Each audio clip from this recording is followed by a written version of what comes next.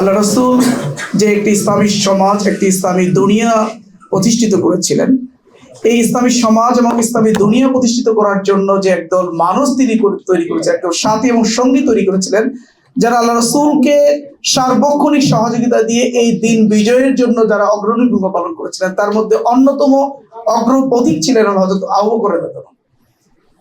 হযরত আবু বকর রাদিয়াল্লাহু আনহুর জীবনীর একটি ঘটনায় আমাদেরকে প্রমাণ করে ইসলামী আন্দোলনের জন্য, দিন প্রতিষ্ঠার জন্য কি ধরনের বিশ্বস্ত বন্ধু দরকার।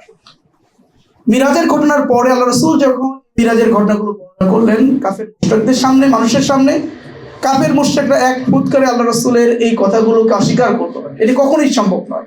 ইভেন তখনকার সময় মুসলমানদের মধ্যেও একটি অংশের মধ্যে সংশয় তৈরি হয়ে গেল, দ্বিধাদ্বন্দ্ব তৈরি হয়ে গেল, কেউ কেউ ঈমান থেকে বিচ্যুত হয়ে গেল। ঠিক সেই সময় আল্লাহ রাসূলের সবচেয়ে বিশ্বস্ত বন্ধু হযরত আবু বকর রাদিয়াল্লাহু আনহুর কাছে যখন বিরাট এক আশা নিয়ে হযরত আবু জেহেল যখন আসলেন, মনে করলেন যে এই সুযোগে যদি আবু বকরকে যদি বিভ্রান্ত করা যায়, তিনি আবু বকর রাদিয়াল্লাহু আনহুর সামনে এসে যখন বলে, হে আবু বকর, তুমি কি শুনেছো তোমার বন্ধু, বিশ্বস্ত বন্ধু কি বলেছে? তিনি বলছেন গতকাল রাতে নাকি তিনি এই কাবা শরীফ থেকে তিনি বাইতুল মাকদাসে গিয়েছেন, সেখানে নামাজ আদায় করে আবার আল্লাহ রাব্বুল আলামিনের সাথে দিদার হয়েছে। এটি কি সম্ভব এত অল্প স্বল্পের মধ্যে? সুতরাং তিনি যে মিথ্যা কথা বলেন, এটি এই ঘটনা দিয়ে প্রমাণ। হযরত আবু বকর রাদিয়াল্লাহু আনহু আবু জেহেলের এই কথা শোনার পরেই সাথে সাথে তিনি বললেন, এটি কি তুমি মুহাম্মদের মুখ থেকে শুনেছো? আমার প্রিয় রাসূল, আমার নবীর মুখ থেকে শুনেছো?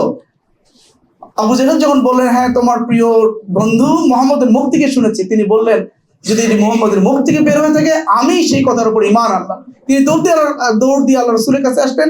আল্লাহ রাসূল কাছে এসে বললেন, ইয়া রাসূলুল্লাহ, আপনি কি এই কথাগুলো বলেছেন? আল্লাহ রাসূল বলল, হ্যাঁ আবু বকর, গতকাল রাতে আমার জীবনে এই ঘটনাগুলো ঘটেছে।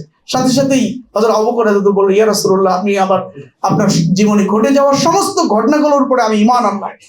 আল্লাহ রাসূল তাকে উপাধি দিলেন, হে আবু বকর, তুমি সিদ্দিক।